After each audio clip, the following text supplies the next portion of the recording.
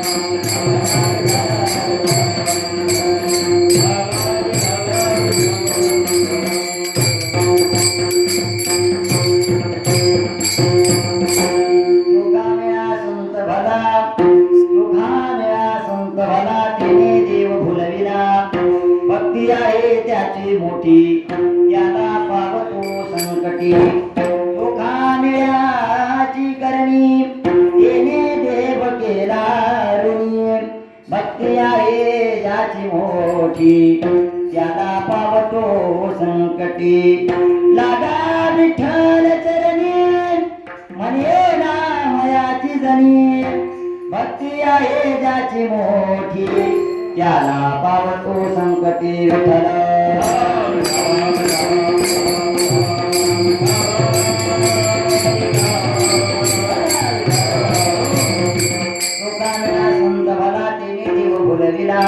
भक्ती आहे त्याची मोठी त्याला पावतो संकटी. अखिल कोट जगदाधार पंढरीश पांडुरंग परमात्मा जगदभरामध्ये तुम्ही आम्ही सर्वजण बसलो. भगवान प्रभू रामचंद्र आणि ज्या महात्म्याची आज पुण्यतिथी आहे, वैकुंठ निर्याण दिवस आहे, अशी श्रीमंत श्री तुकोबाराय महाराज यांच्या चरणी साष्टांग प्रणिपात करून थोडंसं आपल्या आज गडबड झाली असू द्या, पण विषय महत्त्वाचा असा आहे की जसं कीर्तन आलेलं आपण विठोबाराय सुरू केलं. त्याचं कारण असं आहे की आमच्या संस्थेची परंपरा आहे, आमच्या फडाच्या परंपरा आहे. एकदा रामकृष्ण हरी हरिपाठाचं चालू झालं, नंतर विठोबा रखमाई घेऊन थांबायचं. संस्थेत सुद्धा कीर्तन करत असताना आमची तीच पद्धत आहे. एकाचं कीर्तन झालं की त्यानं ज्ञानदेव तुकाराम सारखी पुन्हा लगेच विठोबा रखमाई चालू करायचं. विठोबा रखमाई सुरू झालं की लगेच स्वतःच कीर्तन करायला आपण घ्यायचा. कीर्तन करायलाच चाल म्हणायची. मी आताच परीक्षा देऊन टाकली इथं. कीर्तन करायलाच चाल म्हणायची आणि कीर्तन करायलाच निरूपण करायचं. आता माझ्याकडे वेळ कमी आहे, 40 मिनिटं संस्थेचे असतात, पण मी तुमच्याकडून 30 मिनिटं घेतो. कारण कीर्तन एक बोलून जाईल का आपल्यातला विषय. मी काही तुम्हाला फरक नाही, तुम्ही काही अनोळखी नाही, सगळे आपलेच आहेत. इथं कीर्तन करणं हा माझा काही वैयक्तिक अट्टहास नाही. पहिला मुद्दा काही तुमच्या मुद्दे ठेवून पुढे जातो. कीर्तन करण्याची मला काही तशी हाऊस नाही आहे. भरपूर कीर्तन आहे बाहेरगावी भरपूर कीर्तन आहे, पण आपल्या गावात एवढ्या वर्षाची चालत आलेली परंपरा आहे. आणि आमच्या विद्यावंशजांनी आमचे काही पूर्वज होऊन गेले विद्यावंशामध्ये. त्या पूर्वजांनी जसं तुकोबारायच्या भाषेत जर सांगायचं झालं, देवा ही माझी विराशी ठाव तुझ्या पायापाशी याचा धरीना विमान करीना पुढे. आमच्या ज्या वंशामध्ये आम्ही मास वंशामध्ये जन्मालो त्या वाडवडिलांनी काही आमच्याकरता कमावलं नसेल. काय कमावून काय कमावणार आहे? 10-15 एकराची शेती असेल, 2 मजली बिल्डिंग असेल, काय ते असेल ते असू द्या. पण आमच्या या विद्यावंशामध्ये जे काही पूर्वज होऊन गेले, मग ते आमच्या नामदेवराय तुकोबारायापासून माऊली ज्ञानोबारायापासून ते आज तगायतपर्यंत जी काही वारकरी मंडळी होऊन गेली, यांनी आम्हाला फार मोठं असं दान दिलं. तुमच्या आजकालच्या भाषेत जर सांगायचं झालं तर अशी मोठी प्रॉपर्टी आम्हाला देऊन गेली की ही प्रॉपर्टी कितीही खर्च करा, कितीही त्याच्यावर मजा करा, ती संपणारी नाही. विठ्ठल प्रॉपर्टी कोणती आहे, ती इस्टेट काय आहे, तर आमच्या वाडवडिलांनी आमच्या साधू संतांनी ती वारकरी परंपरा आमच्याकडे दिली. आणि साधू संत महात्म्यांची पुण्यतिथी देवाच्या जयंत्या आपण साजरं केलंच पाहिजे. मला इतर गावाचं जाऊ द्या, आपण सांप्रदायिक गावात जन्माला आलो, आपण परिसरामध्ये आम्ही करतो, आपण सांगतो आम्ही सांप्रदायिक गावातले आहे, आमचं गाव असं तसं फार जुनी परंपरा आहे. पण अलीकडच्या काळामध्ये या परंपरा लोप पावत चाललेल्या आहे. काय असो ना, देवानं आम्हाला सद्बुद्धी दिली. आम्ही दोघं तिघं म्हणा, ही मंडळी म्हणा, सर्वजण, आता मी कोणाचाही नाव उल्लेख करत नाही, पण यांच्या माध्यमातून का म्हणा काहीतरी आमचे गुरुजी पाठामध्ये एक वाक्य सांगत असतात, एखाद्या साधू संत महात्म्याची देवाची जयंती पुण्यतिथी आपण जर साजरी केली नाही तर त्यांचं काही बिघडत नाही, पण आपलं नेमकं म्हणजे हमखास बिघडल्याशिवाय राहत नाही, आपलं नेहमीच बिघडतं.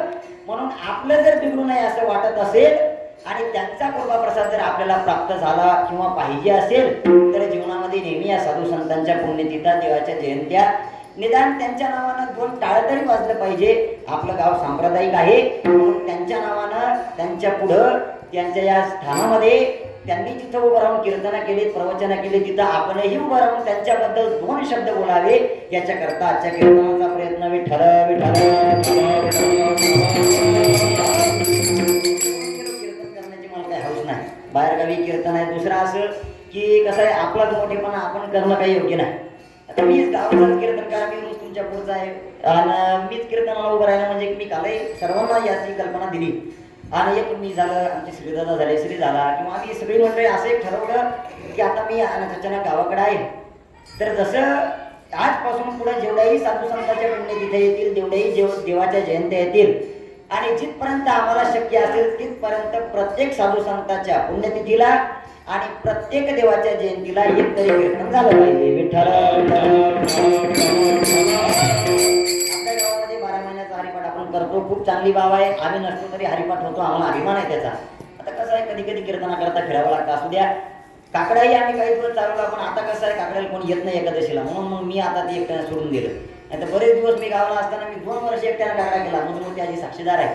दर एकादशीला मी काकडा करायचो पण आता कोणी येत नाही त्याच्यामुळे मग मी सोडून दिलं. तसा आमचा रोजचा काकडा घरी असतो असू दे मला ते सांगायचं नाही. अशा परंपरा आहे. एकादशीचं भजन आहे पण आता याच्यातही आम्ही जी काही नवीन पिढी आहे कारण जुन्या पिढीमधले जे काही वारकरी होते सगळे आता जवळपास क्रिकेटमधून आउट झाले. जेवढे काही होते सगळे आता बाजूला झाले. आता ही मंडळी थोडीफार आहे पण प्रत्येकाची काहीतरी व्यस्तता आहे. तसं पाहून गेलं तर साधू संतांच्या पुण्यतिथीचं कीर्तन दुपारी 10 ते 12च असते सकाळी. पण सगळ्याचा काहीतरी विचार केला पाहिजे. आता ही मंडळी ड्युटीवाली आहे प्रत्येकाला येणं शक्य होत नाही. तुम्ही काही एवढे काही कीर्तन ऐकणारे आपल्या गावातले लोक भाविक नाही की सगळे कामधंदे सोडून येसाल म्हणून. तुमची चूक आणि माझी चूक झाली 1.25 लाखाची. मीही सकाळी कामाला जातो तुम्ही कामाला जा संध्याकाळी निवांत 1 तास कीर्तन करायचं असं ठरलं आणि म्हणून या सगळ्याच्या वतीनं आजची कीर्तन सेवा. मी काल बॉलिंगला सुद्धा बोललो की कीर्तन तुम्ही करा. मी कीर्तन करण्याकरता कधी मी स्वतः म्हणत नाही बरं माझा मोठेपणा नाही यांनाही माहिती आहे. कारण कसं आहे आपल्यापेक्षा ज्येष्ठ मंडळी असताना आपण पुढे करू नये. परंतु आदरणीय बाबाजींनी सांगितलं मग इतर कोणाला बोलवायचं पण आता बाहेरचा महाराज बोलवायचा मला घेऊन थोडंसं दमाजीची अडचण येते ना. मग दमाजीला कोण द्यायचं आर्यो मग तिथं अडचण आल्यामुळं मग बाबाजी म्हणले बा कोणा करायचं मग मामा होते बंडू विजय आमचे मामा आहे कोणी एक जण उभं राहायला हरकत नाही. पण त्यांनी सांगितलं आता तुम्हीच करा आणि मला काही तुमच्या पुढे अशी माझी थोडंसं काही काय म्हणते त्याला आपल्याला अहंता दाखवायची नाही किंवा मोठेपणा दाखवायचा नाही. मी आनंदीला किंवा अभ्यास केला आणि तुमच्या पुढे मला एवढे येते म्हणून कीर्तन करण्याकरता उभं राहिलो नाही. तर नामदेव महाराजांच्या भाषेत जर सांगायचं झालं तर साधू संत महात्म्यांच्या पुण्यतिथीवर किंवा त्यांची जी काही पर्व आहे त्याच्यावर जर त्या भक्ताचं चरित्र गुणवान जर केलं त्याचा अनुवाद जर केला तर ते साधू संत महात्मे आपल्यावर कृपा करतात. नामदेव महाराज वर्णन करतात ऐसे यांचे चरित्र जो आवडी ऐके तो या भक्ता बरोबरी तुके भोगे वैकुंठीचे निज सुखे ऐसे बोलिले स्वमुखे श्री विठ्ठले. किंवा ज्ञानोबाराय 12व्या अध्यायामध्ये बोलतात स्वतः भगवान परमात्मा या साधू संतांचे चरित्र वर्णन करतो. तेही प्राणा परवते आवडती मज निरुते जे भक्त चरित्रा ते प्रशंसिती. म्हणून निदान वर्षभर नाही पण या पुण्यतिथीच्या दिवसावर तरी जे जे काही साधू संत या वारकरी संप्रदायामध्ये होऊन गेले त्यांचं काहीतरी चिंतन घडलं पाहिजे. या निमित्ताने आजच्या कीर्तनाचा अट्टहास विठ्ठल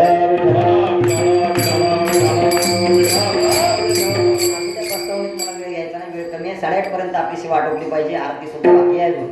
आणि म्हणून आपल्या संप्रदायामध्ये असा नियम आहे की पुण्यतिथीचं किंवा जर साधू संतांच्या समाधी सोहळ्याचं कीर्तन असले तर पटकन कीर्तनकारांना 2 मिनिटात अभंगाचा भावार्थ सांगायचा आणि उर्वरित कालावधीमध्ये जेवढा काही चरित्र भाग संतांच्या जीवनावर सांगता येईल तेवढा जास्त प्रमाणात सांगण्याचा प्रयत्न करायचा.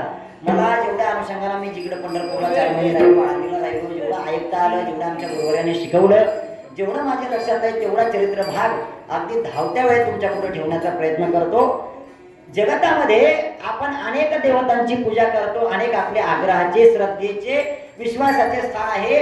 त्याच्यापैकी कोणी देवता असेल एखादा व्यक्ती असेल साधू संत मायबाप असेल कोणी असू द्या कितीतरी जणांवर आपली श्रद्धा असते, आपण त्याचं पूजन करतो, त्याचं अर्चन करतो, त्याच्यावर आपली श्रद्धा असल्यामुळे त्याच्या पायावर विश्वास ठेवतो. दुसरा मुद्दा असा आहे, आपण भगवंताची पूजा करतो याच्यात फार तथ्य नाही.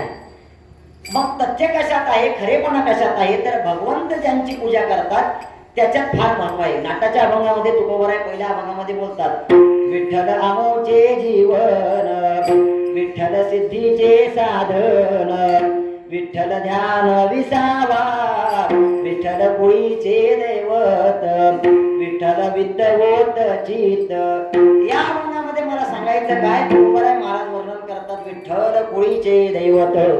आमच्या कुळीचे दैवत विठ्ठल आहे, पांडुरंग परमात्मा आहे. किंवा तुका म्हणे जाते संगालिक ध्यात, म्हणे जाते संगालिक ध्यात, जाते संगालिक ध्यात, म्हणे जाते संगालिक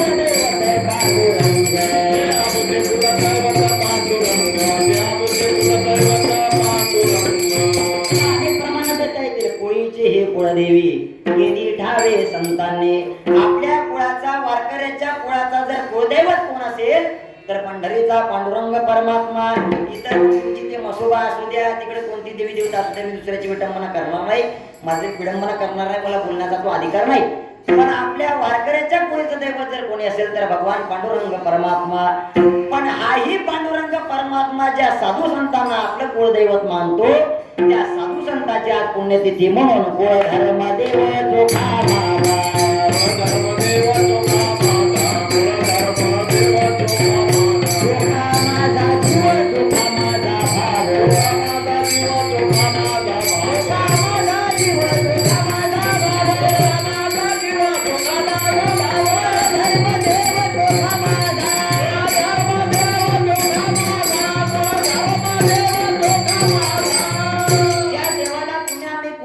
मानतो याच्यात आपला मोठेपणा नाही. तो देव सुद्धा ज्या साधू संतांना आपलं कुळदैवत मानतो. कुळदैव देव चोखा माझा, चोखा माझा जीव, चोखा माझा भाव, कुळधर्म देव चोखा माझा. मी वारकरी संप्रदायाच्या पद्धतीने कीर्तन करणार आहे, म्हणून काही अपेक्षा करू नका, जसं मला जमलं तसं करतो. ऐका, तुम्ही उठून गेले तरी हरकत नाही, एकदा कंटाळवाणा वाटलं तरी. कुळधर्म देव चोखा माझा.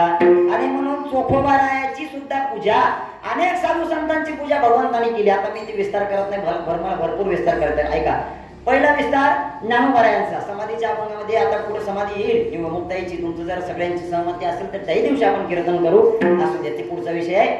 त्यात समाधीचं वर्णन करत असताना आमच्या वारकऱ्याच्या 15व्या नियमामध्ये नामदेव महाराजांनी वर्णन केलं. विष्णुमूर्ती चतुर्भुज, पूजी ब्राह्मण द्विजभोज, तुळशी मंजुरी केशिराज, त्याची मस्तकी वाहत असे. ज्ञानोबारायांची पूजा भगवान परमात्मा करतात. तेने तीर्थ घेतले, समस्त मंदिरी शिंपिले, उरले ते आपणामुखी घातले, म्हणे कृतकृत्य झालो मी. ही झाली ज्ञानोबारायांची पूजा. दुसरी तुकोबारायांची पूजा. जया पूजिले आदरे पांडुरंगे, विमानस्थ केले प्रयाण प्रसंगे, तनु मानवी दिव्य रूपीच केली, न त्यागिती दिव्य लोकाशी नेली. तुकोबारायाची सुद्धा पूजा केली, तुकोबारायाची सुद्धा पूजा केली. नामदेवरायाची सुद्धा समाधीच्या वेळेस पूजा केली. घेतलेले तीर्थ तव झाकिले डोळे, घेतले तीर्थ तव झाले विकळ, झाकिले डोळे ब्रह्मबोधे. अशा पद्धतीने सर्व साधू संतांची पूजा केली. त्याच्यात सांगितलं कुळधर्म देव चोखा माझा. आणि या चोखोबाराचा काही चरित्र भाग मला जेवढा सांगता येईल तेवढा वेळेच्या मर्यादित वेळेमध्ये मला सांगण्याचा प्रयत्न करायचा आहे. ऐका, पहिला मुद्दा, ज्या ज्या वेळेस एखाद्या साधू संतांचा जन्म होतो, आमचे गुरुजी पाठामध्ये वाक्य सांगतात की साधूचं कुळ आणि नदीचं मूळ कधी विचारू नये. कारण भगवान परमात्मा वर्णन करतात, मामी पार्थव्य भाश्रित्य एपिस्यु पापयोनयः, स्त्रियो वैशाचता शूद्रास देवियांति परांगते.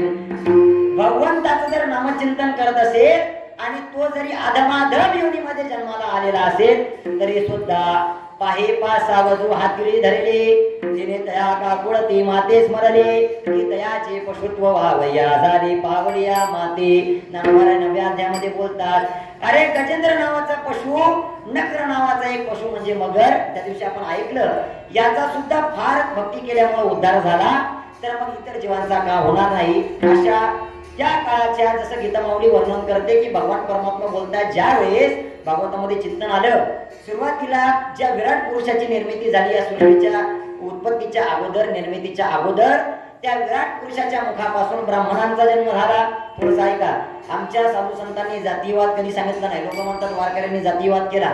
वारकऱ्यांनी कधी जातीवाद केला नाही. त्याचं चिंतन काय ते ऐका.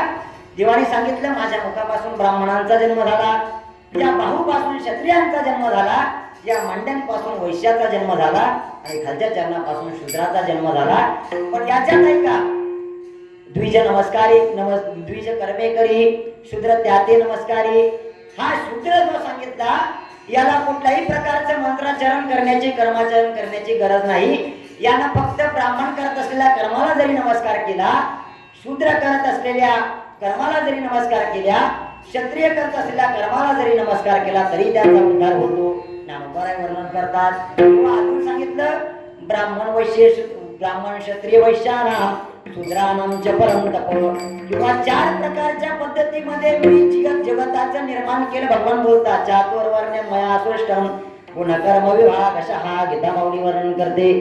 पुढे वर्णन आलं कोणाला शूद्र म्हणावं, कोणाला वैश्य म्हणावं, कोणाला ब्राह्मण म्हणावं. ऐका, जन्मना जायते शूद्रस संस्कारात द्विज उच्यते वेदपाठात भवे विप्र ब्रह्मजानाति ब्राह्मणः. ब्राह्मण नाही का वाईट नका वाटू देऊ, आमचे गुरुजी चिंतन सांगतात ब्राह्मण कुळामध्ये सुद्धा, मी तुम्हाला उद्देशून नाही बोलत, मला माझं चिंतन करायचं. ब्राह्मण कुळामध्ये जरी जन्माला आला पण तो जर ब्राह्मण कर्म करत नसेल तर तुकोबारायची भाषा आहे बरं, अभक्त ब्राह्मण जर त्याचे तोंड, असं तुकोबाराय वर्णन करतात. मला सांगायचा मुद्दा काय आहे की 4 जरी या जगतामध्ये प्रकार दिसत असले तरी सुद्धा ज्या वेळेस प्रत्येक जीव या पृथ्वी तलावर जन्माला येतो त्यावेळेस प्रत्येक जीव हा शूद्रच असतो. जन्मना जायते शूद्र हा संस्कारात द्विज उच्यते. मग ज्या वेळेस त्याच्यावर मौंजीबंधन नावाचा संस्कार होतो त्यावेळेस त्याला द्विज म्हणतात. मग ते कोणी असू द्या, प्रत्येकाचे 2 जन्म होतात. एकदा आईच्या पोटातून जन्म होतो आणि दुसरा आपण ज्यावेळेस मौंजीबंधन करतो, हल्ली आपल्याकडे करत नाही, आपण जी आईच्या पोटात जी नाळ असते ती नाळ तोडतो, त्याला दुसरा संस्कार सांगतात नाडी छेदन, आणि मग त्यावेळेस आपला दुसरा जन्म होतो. म्हणून 2 सांगितलं संस्कारात द्विज उच्यते. तिसरं सांगितलं वेदपाठात भवेत ब्रह्म. ब्रह्म कुणाला म्हणावं, ज्याने 4ही वेद पाठ केले, मुखोद्गत केले त्याला ब्रह्म असं म्हणतात. वेदपाठात भवेत ब्रह्म.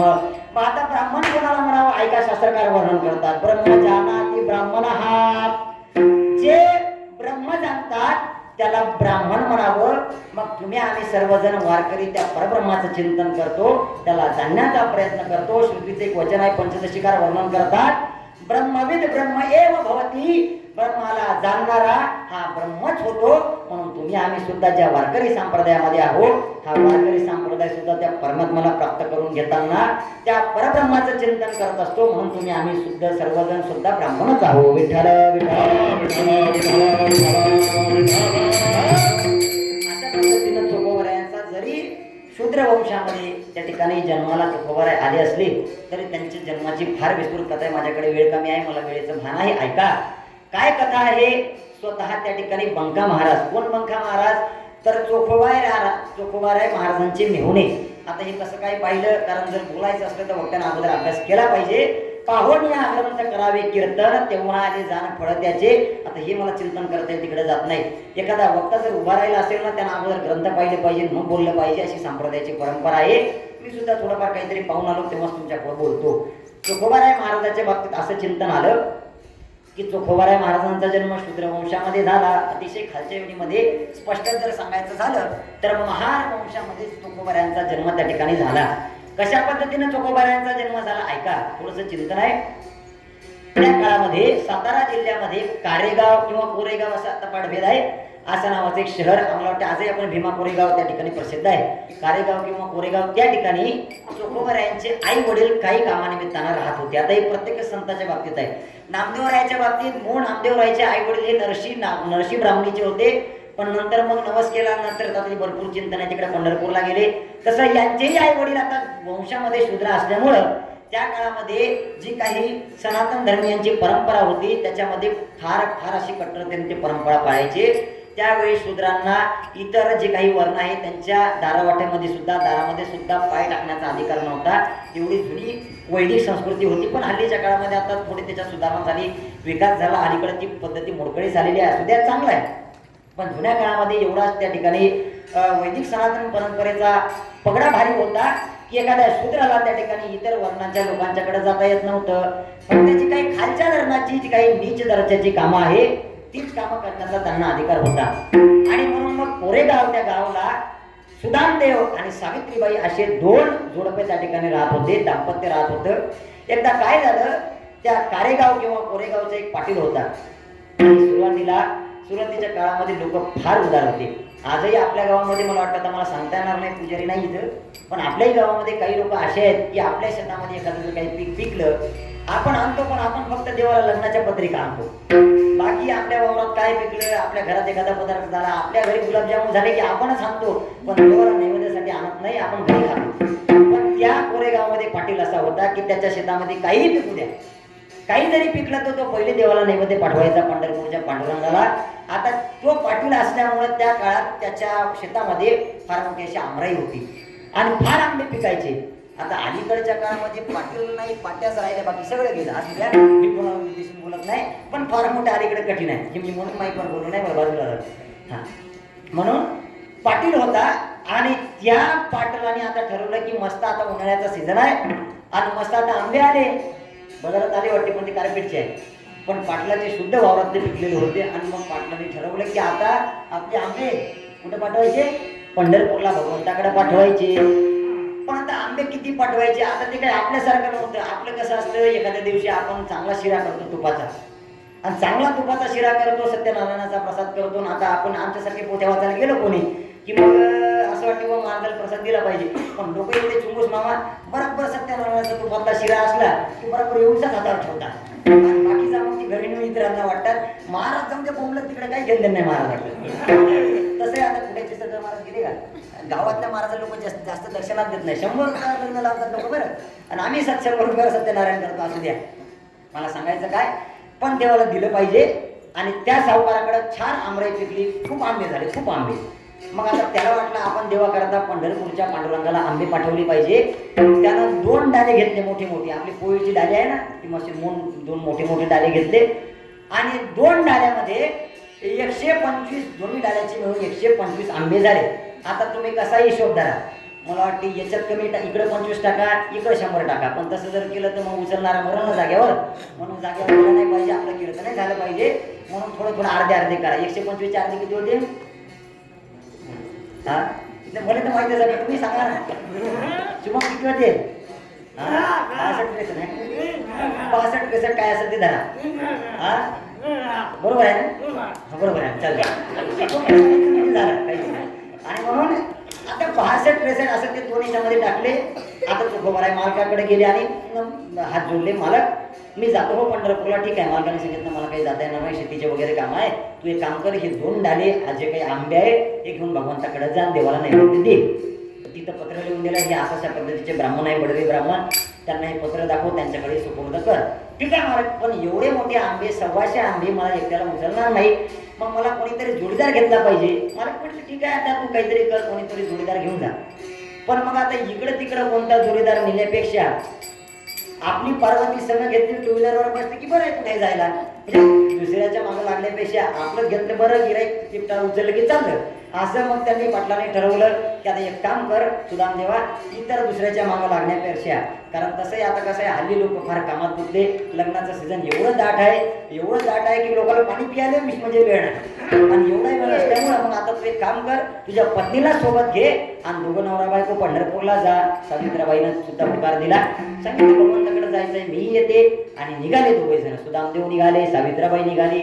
दोघांनी 2 डाली घेतले, वाखरीपर्यंत 2 जण चालत आले. कोरेगाव पासून वाखरीपर्यंत आले आणि वाखरीला आल्यानंतर भगवान परमात्माला वाटलं यांनी आंबे तर आणले, पण आता हे आंबे मला पावतील, का पुजाऱ्याच्याच पोटात जातील. आता पुजारी नाही म्हणत तसं मी दुसरीकडची गोष्ट सांगतो. पुजाऱ्याच्याच पोटात जातील हे काही सांगता येणार नाही. आणि म्हणून मग देवाला असं वाटलं आता कुठं कुठं पुजारी असतील बघ तशी. ते काय करतात, देवाला फक्त नैवेद्य दाखवतात, पाणी फिरवतात, ते काय मंत्र म्हणते बिचारे ते म्हणतात. आणि म्हणून बस एक पिढा देवाला दाखवला की ते दाखवलेला पिढा खिशात घालतात आणि पिढ्याचा घरी घेऊन जातात. काय असू आपल्या गावात नाही सांगतो, मी दुसऱ्या गावात सांगतो, आणि मग दुसऱ्या गावाला गेले की आपल्या गावात सांगतो. कीर्तन करायचं तसंच असतं ऐका. आणि म्हणून मग देवाला वाटलं आपल्याला आंबा मिळाला पाहिजे. देवाने एका ब्राह्मणाचं रूप घेतलं आणि लंगडत देवाने हातामध्ये काठी घेतली. देव वाकरी पशी आला. ते दोघं विश्रांतीला बसले होते. 2 डाले ठेवलेले आहे. छान त्या आंब्याचा मस्त असा गमगमाट सुटला माझाचा, आंब्याच्या माझाचा मस्त गमगमाट सुटला. आणि वास सुटल्यामुळे देव आला लंगडत. आता तो देव आहे हो. खेळतो येण्याची खेळावा, नटतो येण्याची आवगावा, कोणी जीवे नकळे जीवा धरिता देवाना थोडीशी तुकोबाऱ्या नटाच्या मनामध्ये बोलतात. खेळ या परमात्मानेच खेळावा, इतराला कोणाला खेळ खेळता येत नाही. परमात्माने ब्राह्मणाचं रूप घेतलं. आले परमात्मा आले आणि त्या सुदाम देवाला सांगितलं, अरे एवढे चांगले आंबे आहे, मी अर्ध्या किलोमीटर रोड बांधतो, तिथूनच मला आंब्याचा वास सुटला. असं मला वाटतं, मला फार भूक लागली, मी पुरुष ब्राह्मण आहे, तब्येत बरोबर नाही, मला चालणं होत नाही, 2-4 आंबे दे ना. पण तेही महाराज स्वामीनिष्ठ होती. ते काही आपल्यासारखे नव्हते. आपल्यासारख्या एखाद्याला म्हटलं असतं घे बा 2-4, कारण आपण फार उदार आहे ना, आपण दाती माणसं आहे. पण ती स्वामीनिष्ठ होते. त्यांनी सांगितलं, ऐका महाराज, अहो माझे जर वैयक्तिक असते ना तर मी तुला अख्खीच्या अख्ख्या आंबे दिले असते, पण हे आंबे माझ्या मालकाचे आहे आणि माझ्या माघारी माझ्या मालकाची कवडी सुद्धा दान करणं हा सेवकाचा अधिकार नाही, याच्यावर माझ्या मालकाचा अधिकार आहे. म्हणून काही जरी झालं तरी मी तुम्हाला एकही आंबा देऊ शकत नाही. त्यांनी सांगितलं एखादा देऊन टाक, एखादा खराब झालेला असेल, खाली पडलेला असेल. त्यांनी सांगितलं बिलकुल सगळे ताजे आंबे आहे, भगवंता करता ताजे पाठवले, असा एकही नाही मी देणार नाही. आता ते सुदामदेव होते. सुदामदेवाने नाही म्हटलं. देव नाराज झाले. देवाला वाटलं तसंही एखादा आंबा भेटला असता, तसंही एखादा किलो झाला असतं, 200 रुपयाचं पाकिट भेटलं असतं, पण आता नाही भेटला असू द्या. आणि म्हणून एखादा आंबा भेटला असता असं देवाला वाटलं बरं. आणि मग देव म्हटले आता खरं नाही. पण देवाला माहिती आहे माणसाला कितीही आराम करा, माणसं कीर्तनाला येतच नाही. पण बायांना काल जरी सांगितलं तरी बिचारा एवढ्या संख्येनं आल्या. विठ्ठल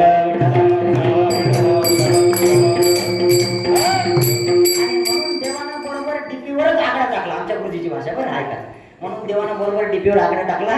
म्हणजे त्या महिला बरोबर सावित्रीबाईकडे दिले आणि तिला सांगितलं, आई मी ब्राह्मण आहे, पुरुष ब्राह्मण आहे, माझ्याकडे काही नाही, 3-4 दिवस झाले काही खाल्लं नाही, मला भूक लागली, एखादा आंबा दे ना. सावित्रीबाईचं मन कळवळलं आणि सावित्रीबाईला वाटलं काय एखादा आंबा दिला तर काय हरकत आहे हो, आपण दिला पाहिजे. आणि मग सावित्रीबाईनं लपून एक आंबा घेतला आणि भगवंताला दिला. असा आंबा दिला. आता तोही भगवंत सुद्धा मी बोलू ना, त्याच्या इतका खेळ कोणालाच खेळता येत नाही. ते तुमच्यासारखे पबजी खेळत नाही, फ्री फायर खेळत नाही बरं. ऐका, देवाचा खेळ फार विराळ आहे. आणि मग देवाना खेळ सुरू केला. देवाना आंबा घेतला. आता तो देवच होता. देवाना आंबा घेतला, बळ्यास त्याचे साल्ट काढले, तर तो देवच. आणि त्यानं आंबा चोखला, खाल्ला आणि सांगितलं का आता काही जमणार नाही, हा आंबटच आहे, असाच आहे, तसाच आहे, मला काही चांगलं लागणार नाही, हा काही गोड नाही, मला पहिलेच कप झालेला आहे, खोकला येतो, आभाळ आलं काल पाणी येऊन गेलं त्याच्यामुळे जास्त होईल, त्याच्यामुळे आता मी काही आंबा खात नाही, ते आंबा वापस घे. आता एवढा मोठा उष्ण आंबा काय करायचा. आणि 125च्या म्हणजे आंबे कमी भरतील. तिनं विचारीनं सावित्रीबाईनं तो आंबा घेतला आणि आपल्या पोटीमध्ये ठेवला. आणि तसे 2 जण पंढरपूरला आले. आणि त्या ब्राह्मणाला आवाज दिला, हो अमुक नावाचे पडवे ब्राह्मण कोणी आहे का? आहे बरं या, हे तुमच्या नावाला आमच्या मालकाने पत्र दिलं, एवढे आंबे आहे, हे घ्या आणि देवाला सुपूर्द करा, देवाला नैवेद्य दाखवा. त्यांनी घेतलं. पण आता ते हुशार होते बिचारे पुजारी. त्यांनी पहिले पाहिलं, पत्रात लिहिलेलं होतं 125 आंबे आणि यांनी लगेच मोजले ते 124च भरले. सुदामदेवाला विचारलं, काय रे आमची म्हणजे मस्करी करतो का, थट्टा करतो का? मालकाने 125 सांगितले, 124च भरतात, एक आंबा कुठं आहे? त्यांनी सांगितलं, मालक अहो मी फार निष्ठावंत आहे, मी प्रामाणिक आहे, मी काही कधी असं चोरून बुजून लोकांचं खात नाही. आमच्या एखाद्या कीर्तनकारासारखं ते काही कोणाच्या बकेटातले पैसे घेऊन जात नाही. म्हणजे बोलीवर असेल तर म्हणजे ते बोली मी नाही बोल. मग त्यांनी विचार केला, अरे काहीतरी गडबड झाली. आणि माणसाला माहित आहे जिथं माणसाचं चालत नाही तिथं बरोबर बाईचा हात जातो. सुदामदेव हा शुभम बरोबर आहे. मग बरोबर सुदामदेवानी ओळखलं की इथं काहीतरी गडबड आहे. दाल में कुछ तो काला आहे. आणि मग सावित्रीबाईकडे गेले, खरं सांग. आता ते जुन्या काळातले माणसं होते, त्यांचं वजनही पडत होतं. आता आम्ही पहिलेच बारीक, आमचं काय लग्न झालं वजन पडत हा, आणि म्हणून त्यांचं वजन पडत होतं. अशा बाया मग केला, खरं सांग, नाही ती इथंच दानपट्टा पण ती बाई जरा बिचारी नव्हती, पतिव्रता होती. पतिव्रता होती. तिने सांगितलं, मालक असा असा ब्राह्मण तिथं आला, मी त्याला एक फळ दिलं. का म्हणून दिलं, माझ्या माघारी का दिलं, असं विचारपूस केली. पण ती सावित्रीबाई होती. तिने सांगितलं, मालक त्याने काही खाल्लं नाही, ते चुकून फक्त थोडंसं त्याने सिगरेट जागा केलं आणि मला परत दिलं हे बाई फळ. आणि मग ती ओटीत वरून दाखवलं. बरं ठीक आहे. मग असं झालं असताना त्या ब्राह्मणाला सुद्धा सर्व परिस्थिती सांगितली. पण मग जरी त्या देवाने, त्या ब्राह्मणाने चोखलेला आंबा का असू द्या ना, पण तोही आंबा आपण त्या ब्राह्मणाला परत करायचा, देवाला द्यायचा. म्हणून त्या सुदाम देवानी काय केलं, तिला ओटी पुढं करायला लावली आणि ओटीमध्ये हात घातला. हात घालून आंबा बाहेर काढायला गेले तेव्हा हाताला आंबा तर लागला नाही, पण हाताला एक बाळ लागलं. आंबियाचा बाळ झाला तेव्हा, आंबियाचा बाळ झाला तेव्हा, आंबियाचा बाळ झाला तेव्हा. पहाटी सकळ पंढरीचे लोक पाय, पहाटी सकळ पंढरीचे लोक पाय, आंबियाचा बाळ झाला तेव्हा, आंबियाचा बाळ झाला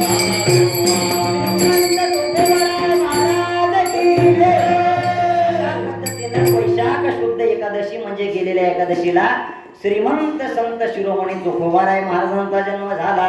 चोखलेल्या आंब्यापासून चोखोबाऱ्याचा जन्म झाला, म्हणून चोखा मेळा असं नावाभिमान पडलं. आणि मग त्यांनी ठरवलं, सुदामदेवाने आणि सावित्रीबाईंनी, की आजपासून पंढरी सोडायची नाही. आम्ही नवजो तया वाटा, नाचो पंढरी चोहटा. आता पंढरपूरलाच राहायचं. आणि म्हणून त्यांनी कोरेगाव सोडलं, पंढरपूरला राहायला लागले. आता शूद्र वंशातले असल्यामुळं, जातीहीन असल्यामुळं त्यांना चंद्रभागेच्या काठावर एक झोपडी बांधायला लावली. तिथं ते राहायला लागले. चोखामेळा महाराजांचा जन्म झाला. पुढे चोखामेळा महाराज मोठे झाले, कारण वेळ कमी आहे. मोठे झाले, एक दिवसाचा प्रसंग आहे. चोखामेळा महाराज, आता ज्या वंशामध्ये आपण जन्माला आलो, साधू संत महात्मांनी कधी सांगितलं नाही की तुम्ही ज्या वंशामध्ये आले त्याचा तुम्ही कर्म सोडा आणि कीर्तन करत फिरा, पाकिट घेत बसा, हे सांगितलं नाही. कर्मार्थ करा, कीर्तनही करा, प्रवचनही करा, भगवंताचं नामचिंतन करा. पण इकडं जर मग एखाद्या वेळेस कमी पडत असेल तर एखादा, आमचे वैकुंठवासी अण्णांशी त्यांचा संपर्क आहे. वैकुंठवासी प्रातस्मरणीय विनायक महाराज साखरे यांच्या वंशामध्ये होऊन गेलेले गुरुवर्य प्रातस्मरणीय किसन महाराज साखरे, डॉक्टर किसन महाराज साखरेंचं वाक्य आम्ही पाठामध्ये ऐकलं. त्यांच्याकडे काही दिवस गेलो पाठाला. महाराजांचं वाक्य होतं पाठामध्ये, आळंदीला 4 वर्ष शिकून गेल्यानंतर एखादा साधक जर कीर्तनाच्या प्रवचनाच्या भरोशावर जर राहत असेल आणि लोकांकडून जर मला पोचण्याची अपेक्षा करत असेल तर त्यांना स्वतः काय करावं, एवढं शेण हातात घ्यावं, त्या शेणामध्ये स्वतःचं मुंडकं खुरसून घ्यावं. तुम्ही आळंदीला आले, 4 वर्ष शिकले, वारकरी संप्रदायामध्ये कीर्तनकार झाले, स्वतःचं पोट पोसण्याकरता नाही, स्वतःचं पोट भरण्याकरता नाही. अरे कीर्तन प्रवचनावर पोट भरू नका, शेतामध्ये काम करा, एखादी नोकरी करा. आळंदीहून आल्यावरची गोष्ट, काहीतरी करा. एवढं होत नसेल तर लोकांच्या पायातल्या चपला शिवा, पण हक्कानं कीर्तनाचे पैसे मागून घेऊ नका. एवढा अधिकार काही महात्म्यांचा होता. विठ्ठल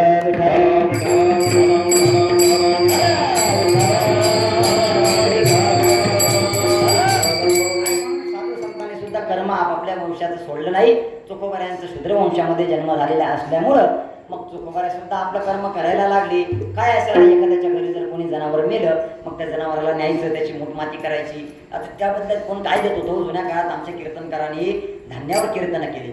आमच्या काही कीर्तनकारांनी 2-2 रुपयावर कीर्तन केले. काही तिकीट सुद्धा घेतले नाही. त्यांची पुण्याई आहे की आज आमचे महाराज लोक 2-2 कोटीच्या गाडीत फिरतात. विठ्ठल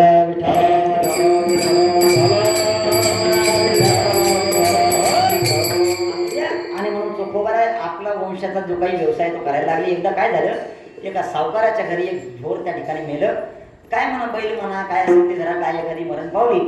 आणि मग चोखोबाऱ्याला सुद्धा आमंत्रण झालं की आता तुम्ही चोखोबारा घ्या, पटकन याला ओढत न्या आणि याची मुठमाती करा. पहिल्या काळातले लोक, आमचे गुरुजी पाठामध्ये सांगायचे, पहिल्या काळातले लोक एवढे निष्ठावंत होते. एखाद्या घरी जर एखाद्या जनावर मेलं ना, हरिओम, एखादा जर काही प्राणी मेला तर त्या प्राण्याची मुठमाती होईपर्यंत, त्या प्राणाची व्यवस्था होईपर्यंत त्या घरातले लोक पाणी सुद्धा पित नव्हते. मला वाटतं आता आपल्या गावात 5-7 मैती झाल्या. आता एवढ्या जणांना जर नियम पाळतो म्हणलं तर ते तर गेलेच, पण त्याच्यामुळे आपलाही नंबर लागला. त्याच्यामुळं ते बिचारा जाणार गेलं, 2 तास बेकार काय बेसन भाकर का होणार, 2 तास रटावून आणा, रटावून रडा, असं करा. पण ते काही का असू द्या, जुन्या काळातलं मी सांगतो, त्या काळामध्ये चोखोबराच्या काळामध्ये असा नियम होता की जोपर्यंत घराचं जनावर काही का असेना, कोणी मेलेला व्यक्ती असेल, प्राणी असेल, त्याची मूठ माती होत नाही तोपर्यंत पाणी सुद्धा पियायचं नाही. मग आता तो सावकार, आता सावकार जरा वजनी होता आमच्या श्रीदादांसारखा, आणि भूक, सावकाराला काही भूक सहन झाली नाही. सावकार करायचा गडबड, चोखोबारा काही आले नाही. 8:15 वाजून 5 मिनिटं झाले, 10, 8:30ला 10 मिनिटं कमी राहिले. यांना दिगरच जायचं आहे, तुम्हालाही भुका लागल्या असतील. मी हरिपाटा जाऊन घेऊन कीर्तनाला उभा राहिलो, जरा माझाही विचार करा. आणि म्हणून मग चोखोबारायला वाटलं आता गेले चोखोबारायच्या घरी, चला चोखोबारायला पटकन, चला 10 मिनिटं राहिले, काहीतरी करूया. पण चोखोबाराय म्हणले जरा 5 मिनिटं थांबा, माझी पूजा व्हायची आहे, मी अजून अभंगावर आलोच नाही, 5 मिनिटं थांबा. असे चोखोबाराय म्हणले. आणि 5 मिनिटं थांबा, अजून गेले, अजून 5 मिनिटं थांबा. असं करता करता 2 तास झाले, चोखोबाराय काही गेले नाही. शेवटी सावकाराला राग आला, आता तू येतं का तुला मारू. आता त्या काळात त्यांचा अधिकार होता हो. चोखोबाराय गेले, पूजापाती आटोपला, आपला नेत्रेम केला, चोखोबाराय निघाले. गेले, पाहतात तर फार मोठा असा बैल पडलेला होता.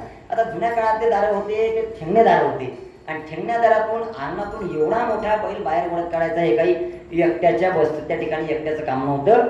मग चोखोबाराय इकडे तिकडे पाहायला लागले. आता आपले काही त्यांचे चोखोबारायांचे काही सहकारी होते, त्यांचे काही भाऊबंदी होते. गेले चोखोबाराय आपल्या वाड्यामध्ये, महारावाड्यामध्ये, प्रत्येकाला आवाज दिला, अरे श्यामा गुमा ये रे, आपण जाऊ तेवढा बैल आणू. पण महाराज कसं असताना साधू पुरुषाला कोणीही सहकार्य करत नाही. एखादा तमासगीर जर गावात आणला ना, इथं आता तुमची गॅदरिंग ठेवायचं, लोक मावणार नाही, पण कीर्तन जर ठेवले तर लोक येत नाही. विठ्ठल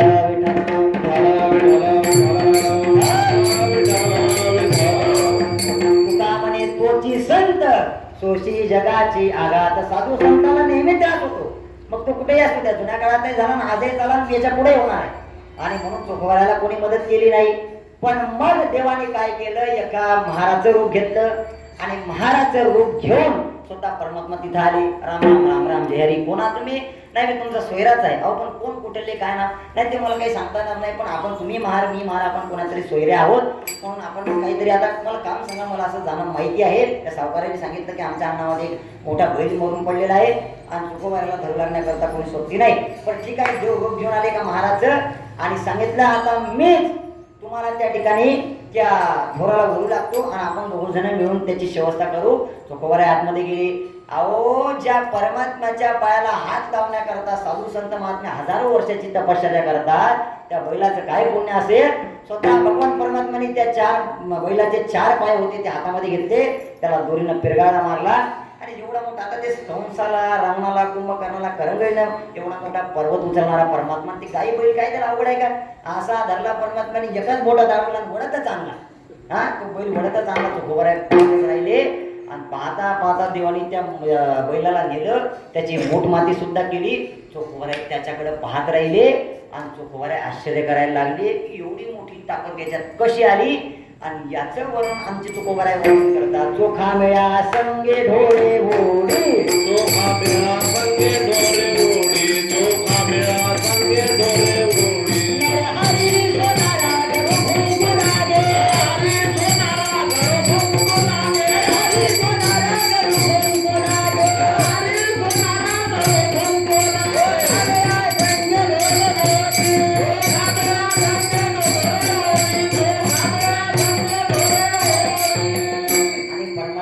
घेतलं आणि तो ढोर ओढू लागला. असा एक प्रसंग आहे, अनेक प्रसंग आहे.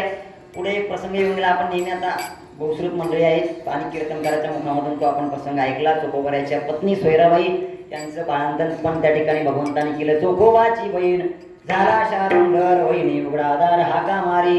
भगवान परमात्मा आले, त्यांनी त्यांचं फार मोठं असं बाळातपण केलं. अगदी मीच कामं केले, त्या कर्ममेळ्याची बाळा ते सुद्धा भगवान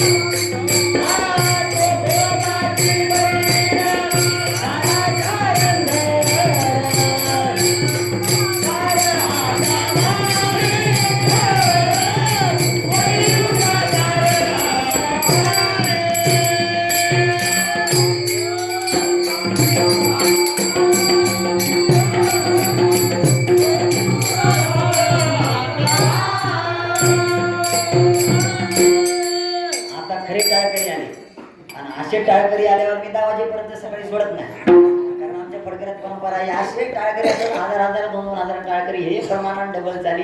आता काय करता आपल्याकडे वेळ नाही, तुम्हाला भुका लागल्या आता मी 11-12 वाजेपर्यंत केला असते. आणि म्हणून जोखोबाची बहिणाचा प्रसंग झाला. पुढे एक अजून प्रसंग त्यांच्या वेळ संपत आली, त्यांच्या जीवनामध्ये एक अजून एक प्रसंग सांगितला जातो. एकदा काय झालं त्या आरतीमध्ये सगळं करणं नाही, मी पाठ केली होती पण तुमच्या पुढे उभं राहिलं मी सगळं विसरलो. असं तुमच्या संगतीचा परिणाम आहे ना, हा म्हणून ते विसरलं. आणि स्वर्गीय अमरपतीचे आता ती मला आठवणार नाही आरती आणि जीवनांनी मी दुपारीच लिहिली ती आरती. स्वर्गीय अमरपतीचे अमृत नासले चोखा मेळ्याने करंगळी घालून शुद्ध केले. एकदा काय झालं स्वर्गातलं अमृत नासलं. आता अमृतही नासत असते का हो, त्या अमृताला कसा तरी असा आंबटडक पानसटडक वास यायला लागला आमचे गुरुजी सांगायचे. आणि ती वास यायला लागला कसा तरी इंद्राला वाटलं आता हे अमृत शुद्ध केलं पाहिजे. आणि इंद्र आला पंढरपुरामध्ये, कारण या अवतारामध्ये जसे 8 अवतार होऊन गेले आता 9वा अवतार बौद्ध चक्रपाणी. आता इकडं त्याचं बरंच चिंतन लोक करतात, कोणी म्हणतात बौद्ध म्हणजे ते अनेक मताचं खंडन आहे, पण बौद्ध म्हणजे बौद्ध चक्रपाणी विठेवर असा त्याचा अर्थ आहे. म्हणून 9वा अवतार पांडुरंग परमात्म्याचा पुढे होणारा 10वा कलंकी किंवा कल्की असे 10 अवतार सांगितले असू मला तिकडे जायचं नाही. आणि बौद्ध चक्रपाणी अवतार असल्यामुळे मग इंद्रदेव पंढरपूरला आले.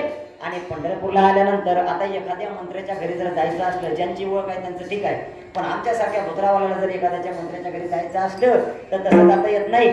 त्याच्याकडून ते काय म्हणतं, काय आणावं लागते, अपॉइंटमेंट काहीतरी म्हणतं ना, अपॉइंटमेंट काहीतरी ते असतं, काय असलं ते आणावं लागतं आणि मग त्या मंत्र्याला भेटायला जावं लागतं. तसं इंद्राने नारदाजवळ आपला निरोप सांगितलं, देवाला सांगा असा असा प्रसंग घडला, अमृत नासलं, देवाला सांगा काही करा आणि अमृत शुद्ध करून द्या.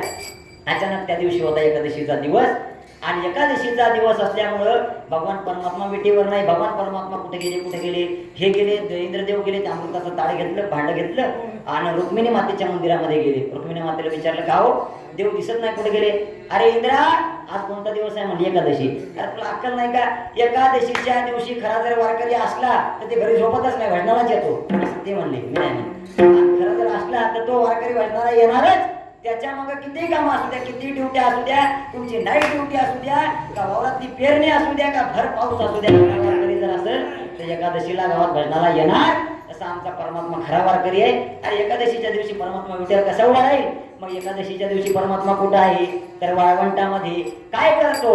करे साधू संताशी झगडा, करे साधू संताशी झगडा, असा कसा देवाचा देवबाई झगडा, वाळवंटी जातो कीर्तन करीतो, करी साधू संताशी झगडा. तुकोबाराय महाराज. आणि आजही आमच्या फळावर तुम्ही जर कधी आळंदी पंढरपूरला आले तर एकादशीच्या कीर्तनासाठी भांडणं होतात. बरं भांडणं होतात म्हणजे रटारटी नाही होत असं विचार आपले बोलतात, कारण एकादशीला एखाद्याचं कीर्तन जर फळावर झालं तर त्याला फार मोठा माणूस समजतात. मला एक तुमच्या सर्वांच्या आशीर्वादाने पंढरपुरामध्ये कीर्तन करण्याचा योग आला वाळवंटात असू द्या चातुर्मासात असताना, पण फार मोठं म्हणजे अधिकार संपन्न समजलं जाते एकादशीच्या दिवशी जर कीर्तन केलं तर. आणि भांडणं कोणाकोणाची? भांडणं नामदेव महाराज आणि पांडुरंगाची. हा सर पांडुरंग म्हणला मी कीर्तन करतो आणि नामदेव महाराज म्हणले मी कीर्तन करतो. शुभम म्हणला मी कीर्तन करतो आणि स्वामीचे म्हणले राजमाला तुम्ही करा, आता मी करतो पुढच्या वर्षी शुभम करा. भांडणं चालू झाली. काय करावं पण आता देव होता हो, त्याला भक्ताच्या पुढे शांत व्हावं लागलं. देव म्हणला ठीक आहे नामदेवराज तुम्ही कीर्तन करा. आणि देव काय करायला लागला? नामदेव कीर्तन. आता वेळ संपला नाही असं कीर्तन लागला असताना जाऊ दे काय वेळ संपत आली. नामदेव कीर्तन करी पुढे देवनाचे पांडुरंग, जनी म्हणे ज्ञानदेवा बोला वंक, नाचता नाचता देवाचा गळला पितांबर, सावध होई देवा ऐसे बोले कबीर. तेव्हापासून आमच्या फडकऱ्यात परंपरा आहे प्रत्येक उभं राहिल्यानं कंबर बांधायची. आम्हाला लोक विचारते खरंच, आम्हाला लोक विचारतात काही काही लोक फडाच्या सप्त्यात तुम्ही आले की कंबर बांधाच लागेल. ते पॅन्डावाला असू द्या का बरमोड्यावाला असू द्या, असल्यानं कंबर बांधलीच पाहिजे. कारण कसं आहे, जरी तुमचा पॅन्ड असू द्या का बरमोडा असू द्या, ते का निष्ठून पळाला खरं नाही, त्याच्यामुळे कंबर बांधली पाहिजे असं आमच्या गणना सांगितलं. आमचे आपा मला सांगतात. त्याचं कारण कसं आहे, कारण देवाचा तेव्हा पितांबर कळला तेव्हापासून सगळ्यांनी म्हणजे ते काय म्हणतात काढतात ते जिया काय असतं जिया असं काहीतरी असा ते काढूनच टाकला, निर्णयच काढला आजपासून कोणीच बिन कंबर बांधायचं उभं राहायचं नाही. मी पहिलेच मोठा कशाला घेऊन आलो घेत आली कसं पुढं आपण नको आणि तेव्हापासून मग आमच्यात ते फडकऱ्यात परंपरा आहे कंबर मागून कीर्तन करण्याची असू द्या. आणि म्हणून मग नामदेवरायांनी कीर्तन त्या ठिकाणी चालू झालं. भगवान परमात्मा नाचायला लागले. इंद्र आला. कसं आहे आपल्या गावातही आता आपणही बरेच वर्ष झाले कीर्तन ऐकतो, पण अजूनही मला कोणाला उद्देशून बोलायचं नाही, अजूनही आपल्या काही लोकांना तुमच्या भाषेत सांगायचं झालं कॉमन सेन्स आलंच नाही. तुमच्या भाषेत जर सांगायचं झालं कॉमन सेन्स आलंच नाही. कीर्तन चालू असताना कितीकही मोठा माणूस असू द्या, किती काही अधिकारी असू द्या, त्यांना कीर्तनात कधीच पुढे यायचं नसतं. कीर्तन चालू झालं ना झालं मागून येऊन बसायचं, एखाद्या तिकडे बाजूला धरून कीर्तन करायला रामकृष्ण हरी करायचं, मदत कीर्तन द्यायचं नाही, विक्षेप होतं, कीर्तनाचा विषय बाजूला यायचा. असू द्या. इंद्र आला, पण तो इंद्रही शिकलेला होता, तो 4-2 वर्ष आळंदीला राहिलेला होता, म्हणून तो बिचारा गुपचूप कीर्तनात बसला. आणि कीर्तनात बसल्यानंतर मग इंद्राने कीर्तन ऐकून घेतलं. पण आता रात्री आता आमचे फळाचे कीर्तन इथं एका तासात उरकत नाही. आमचं कीर्तन 7ला उभं झालं फळावरचं की 10:30, 11, 12पर्यंत रात्री. मग 12 वाजता थोडंफार खायचं म्हणून थोडंसं फराळाचं खायचं, नाही तर नाही. एकादशीच्या दिवशी तसं तर नामा म्हणे दशमी एक भुक्त, एकदा जेवलं, एकादशीला पाणी नाही काही नाही, द्वादशीला सकाळी पारणं सोडलं की द्या रामकृष्ण हरी. मी आळंदीला असताना केले, आता जरासं बारीक झालं म्हणून काही केले नाही, इकडे सोडलं आलं ना, एकादशी तेवढी आहे. आणि मग तेवढा तो उपवास. आणि 12 वाजता कीर्तन सुटलं रात्रीचं की 12 ते 1 फक्त 1 तास विश्रांती, पुन्हा 1-1.5 वाजता जागराचं भजन, पुन्हा असं 3 वाजेपर्यंत. देव जागराला उभे झाले, देवानी बिना घेतला जागराचा. देवानी जागर चालू केला, जागर सुरू झाला. इंद्र आला. आता तो इंद्र होता, दिवसभर कामं केली होती, बिचारांनी ड्युटी केली होती. इकडं देवाचा जागर चालू आणि याचं जागरण चालू, देवाचा जागर चालू, याचं जागरण चालू. असं करता करता करता इंद्र धाडकन जमिनीवर पडला. आता ते चंद्रभागेचं वाळवंट काही सामान्य नाही. तुम्ही जर आता आपण नेहमीच पंढरपूरला जाणार, आम्ही 4 महिने पंढरपुरात होतो. 4 महिने पंढरपुरात आमच्या चपला एकदा गेलो, आता ते लांब तिकडे पंढरपुरात चतुर्मासाला गेलो, एकदा चपला चुंबडात बांधल्या की चपलाची आणि आमची भेट. आषाढ पौर्णिमेला जो आमचा वियोग झाला, ते चपला तिकडं आम्ही इकडं, तर डायरेक्ट कार्तिक पौर्णिमेच्या दिवशी त्या चपलाची आमची भेट झाली. 4 महिने पायात चपला नव्हता, असे पायाला खड्डे पडले होते. आम्ही रोज संध्याकाळी स्वतःने एकच काम करायचो, ते आमच्या म्हाताऱ्या राहायच्या असं चातुर्मासात 2-3. आता कोणा म्हातारी लाडीपुडी लावायचं विचार आपला आजी आजी करून एखाद्या म्हातारीपासून टाचपीन आणायची. आणि 4 महिने आम्ही ते पायातले खडे काढत होतो. इतके खडे पंढरपूरला वाळवंटात. आळंदीचं बरं आहे, आळंदीची प्रदक्षिणाला नाही बात होती, पंढरपुराचं तसं नाही, फार लंबोलाचं काम आहे पंढरपुराचं. आणि ते खडे रुततात. आणि मग तरी ती इंद्र झोपायला गेला की ते खडे उठायचे, इंद्र खाली पडायचा, उठून जागा व्हायचा. असं करता करता सकाळचे 3 वाजले. आणि 3 आपल्या इथे 8:30 वाजले, पण तिकडे 3 वाजले. आणि 12 नाही वाजले अजून कोणाचे, 3च वाजले नाही, बराच टाइम आहे. 3 वाजले. सकाळचे 3 वाजल्यानंतर वारकऱ्याचा नियम. आणि चोकोबाराने आपल्या पत्नीला सांगितलं आता काय करा, पटकन उठा, पटकन स्वयंपाक करा.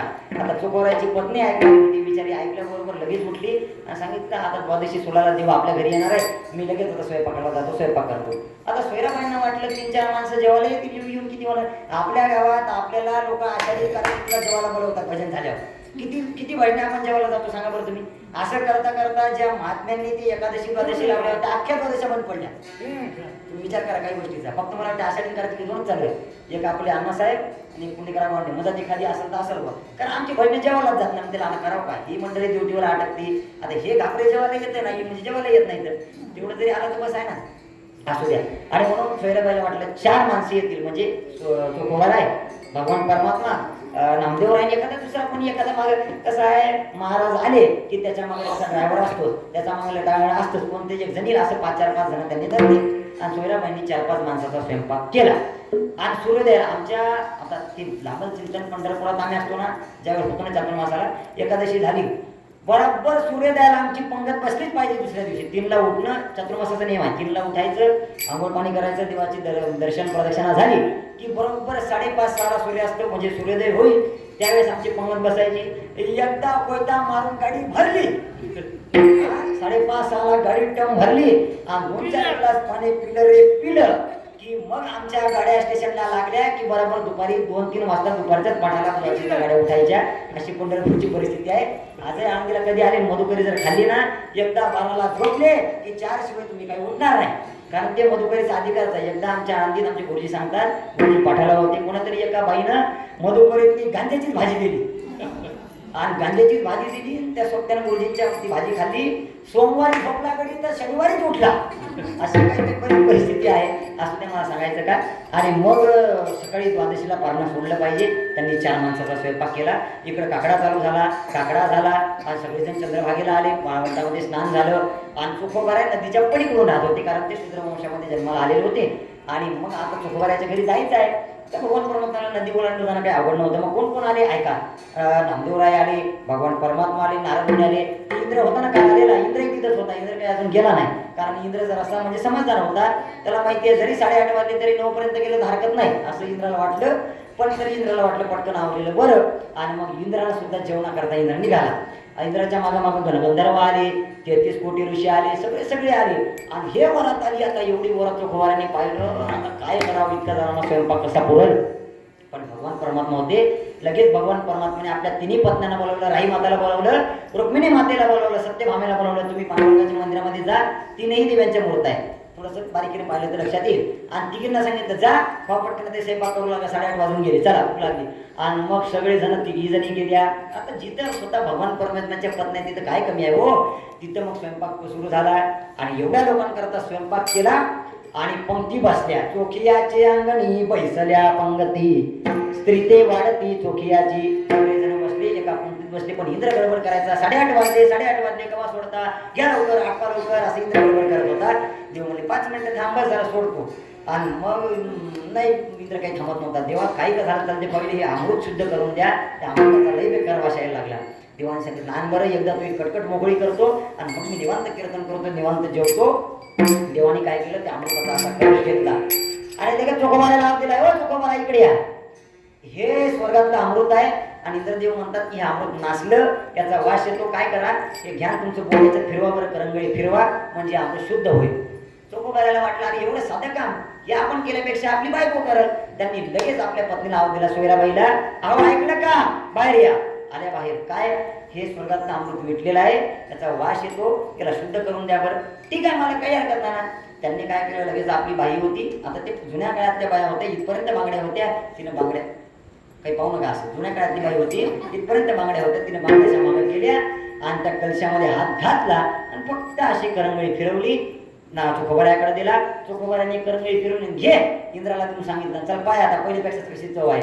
घरच्यापेक्षा हॉटेलातलं जसं चांगलं लागतं, जर बारीक आहे का, घरच्यापेक्षा जसं हॉटेलातलं चांगलं लागतं, तसं इंद्राला वाटलं की आता याची चव असली पाहिजे. आणि मग इंद्राने लगेच ते घेतलं. इंद्र म्हणला वा, काय इंग्लिश मध्ये काहीतरी म्हणतात सुपर, असं तसं ते काय म्हणलं, खूप गोड, म्हणजे सुरुवातीला जशी याची चव होती त्याच्यापेक्षा आता गोडवा वाढला असं सांगितलं. म्हणून चोखोबाऱ्याच्या हाताने अमृत सुद्धा शुद्ध झालं. असं करता करता करता जीवनाचा प्रवास संपत आला. प्रत्येकाला एक दिवस जावं लागतं. चोखोबाऱ्याचा सुद्धा कालावधी जवळ आला. काय झालं, एकदा मंगळवेढा गावामध्ये पंढरपूरच्या बाजूला एका गावाला गावपूस घालायची होती. गावपूस घालायची असल्यामुळे चोखोबाऱ्या महार होते, त्यांना सुद्धा ते काम बोलावलं. आणि मग मंगळवेढा होते कुसू घालावया, महारासी न्यावया दूत आले, महाराज समागमे चोखा मेळा गेला, कामती लागला करावया, सर्व काळ वाचे विठ्ठल नामचंद, आठवी गोविंद वेळा. 4 महिन्यापर्यंत चांगलं काम चाललं. चोखोबाऱ्या महाराज काम करायला लागले, भिंतीवर काम करत होते. लोक म्हणतात कीर्तनकारांनी काम करू नये. ऐका, चोखोबाऱ्यांनी स्वतः भिंत बांधली. लोक इकडे जातात, असं ते काय केलं, आता काय करतात. मग चोखोबाऱ्याने सुद्धा भिंत बांधली. 4 महिन्यापर्यंत चांगलं काम झालं. 4 महिने याचे रीतीने लुटेले. काय सांगावं देवोशन, अचानक ती काही गावाची भिंत होती, त्याला कुसू म्हणतात, ती अचानक भिंत ढासळली. 4 महिने याचे रीतीने लुटले, पण कुसू कडाडले अकस्मात. काय झालं, तया खाली महार बहु चूर झाले, तया चोख्याने अर्पिले प्राण देवा, अर्पिले प्राण देवा, तया खाली महार बहु चूर झाले, तया खाली महार बहु चूर झाले, अर्पिले प्राण देवा.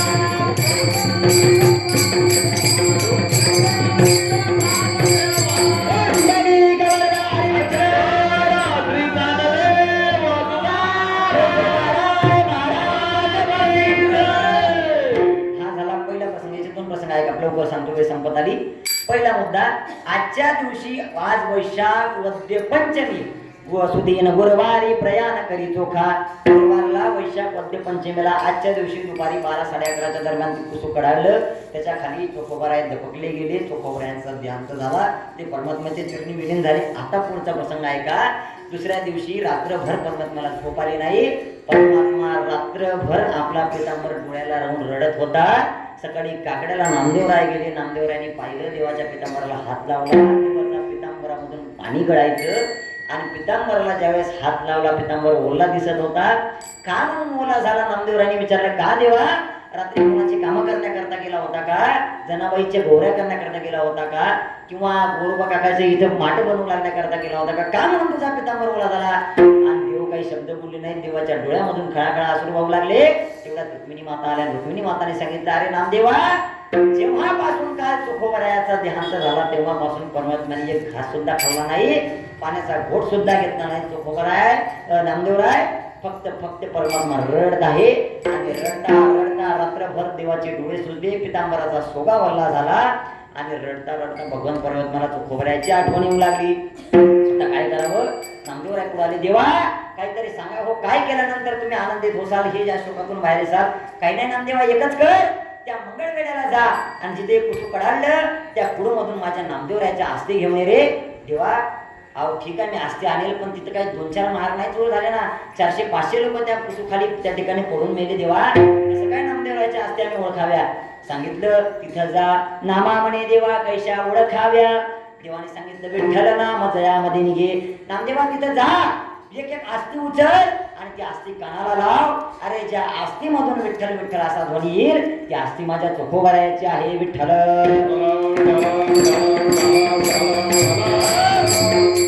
नामदेवे आस्ती आणल्या पार कोणी, घेत पितांबरी घेत चक्रपाणी पितांबरी. देवाने आपल्या या धोत्राचा सोगा असा पुढे केला. याला सोगा म्हणतात, मग त्याला काष्टा म्हणतात. देवाने तो पुढे केला आणि त्याच्यात आपली त्या आस्ती घेतल्या. आस्ती निक्षेपण. मग पुढं अजून एक प्रसंग घडला. आजचा पंचमीचा एक प्रसंग. तसं आजचं कीर्तन आपल्याला त्रयोदशीला करायचं होतं, पण आता ते पुढं काही अडचण नाही, यांचं काही कोणाचं जुळणार नाही म्हणून त्रयोदशीचं मग कॅन्सल केलं. आज कीर्तन झालं. मग पुढं वैशाख मध्ये त्रयोदशीला काय झालं, भगवान परमात्म्याने सकाळी सगळ्या साधू संतांना बोलवलं. सगळे वारकरी संत आले. परमात्म्याने आपल्या पितांबरामध्ये आस्ती घेतल्या आणि त्या आस्ती घेऊन आज जिथं आपण पंढरपूरला जातो, नामदेव महाराजांच्या समाधीच्या समोर चोखोबरायांची समाधी आहे आणि तिथं मग भगवान परमात्म्याने खोल असा गड्डा त्या ठिकाणी खदलेला आहे. आणि गड्डा खोदल्यानंतर मग देवाचे आंचळे उठिला गजर, विठ्ठल नामे अंबर गरजत असे, संत समुदाय पताकाचे भार आनंदे निर्भर डुलत असे. आस्ती निक्षेपण आपोलिया हाते करोनी. देवाने आस्ती त्या आपल्या पितांबरामध्ये घेतल्या. आस्ती निक्षेपण आपोलिया हाते करोनी आनंदे पाषाण ठेवी. देवाने त्या आस्ती गड्ड्यामध्ये आतमध्ये सोडल्या आणि आज पंढरपूरला गेल्यानंतर ज्या त्या दगडाला चोखोबराय म्हणून तुम्ही आम्ही मस्तक लावतो, ती शिळा प्रत्यक्ष पांडुरंग परमात्म्याने ठेवलेली आहे. म्हणून आस्ती निक्षेपण आपोलिया हाते करोनी आनंदे पाषाण ठेवी. आयशी आनंदारे नामाच्या गजरी दिली महाद्वारी समाधी त्या. अशी वैशाख वद्य त्रयोदशीला समाधी दिली आणि समाधी दिल्यानंतर मग असा परमात्माचा सोहळा स्वतः भगवान परमात्मा या साधू संतांचा सोहळा करत असतो. आपुल्या दासाचा संभ्रम सोहळा करणे गोपाळा भेद तुमचे, किंवा धन्य दिवसाची झाला सोनियाचा सोहळा भक्ताचा आरंभीला. अशा साधू संत महात्म्याचा सोहळा स्वतः भगवान परमात्मा करतो. अशा पद्धतीने चोखोबरायाची समाधी झाली. एक मी पुन्हा बोलून जाईल, कीर्तन करणं भजन करणं हे काही आमच्या हाऊस नाही. डोकाला कसं आहे, मी कोणाला दोष देत नाही. इतर तुम्ही बाहेरच्या वातावरणामध्ये जर गेले ना, लोकांना काय आपल्या अरे यांना काहीच कामा नाही, उठलं सुटलं नुसतं हरिपाठ काकडा कीर्तन त्याच्या करता नाही बाय बाबू. अरे आजच्या पूर्वजांनी आपल्याला या परंपरा घालून दिलेल्या आहेत. आज तुम्ही जसं एखाद्याचं लग्न असलं की एवढ्या तुम्ही नटून थटून एवढ्या तयारीनं जाता नाही, आपल्याला जाच लागते. काय झालं तरी भला ते दूरचा का म्हणजे जवळ असणं सोयरा असणं आपण जातो. एखाद्याचं वाढदिवस असला एखाद्याचं काय असलं तरी आपण जातो. तसं कीर्तन प्रवचनाला सुद्धा तुम्ही आले, तुम्ही धन्यच आहे. पण असू द्या, कोणाला काय कसं ते असू द्या, असो ज्याचे त्याचे माथान आपण करावे ते करा. माझी मजबरी विठाबाई असो तर लोकाचे बोल शिरावरी, पण माझी मजबरी विठाबाई. तुकोबारा महाराज म्हणतात, एखाद्यानं नवीन परंपरा चालूही करू नये आणि बंदही करू नये. ऐका, ज्यांनी परंपरा घालून दिल्या त्या परंपरा फक्त आपल्याला जर सांभाळणं होत असेल तर मग काहीतरी बदल करा.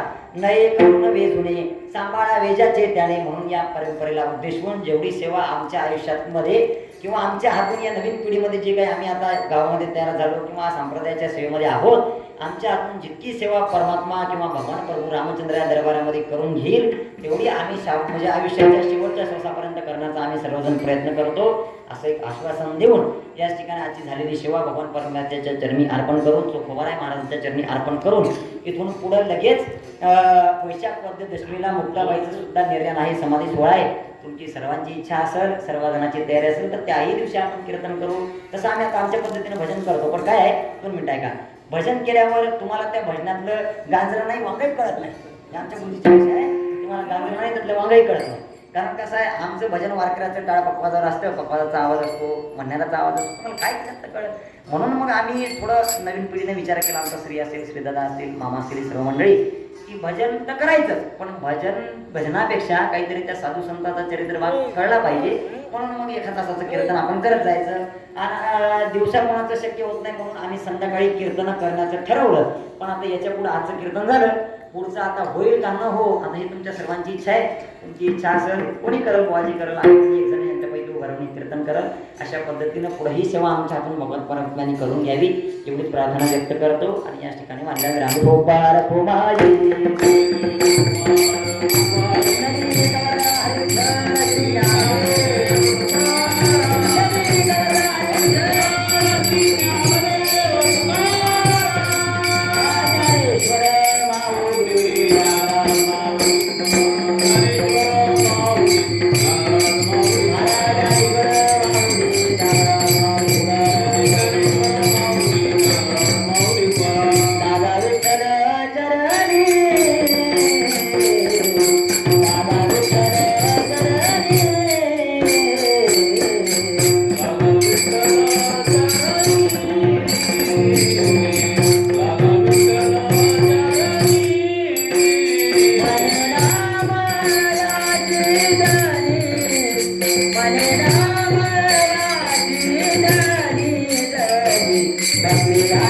Happy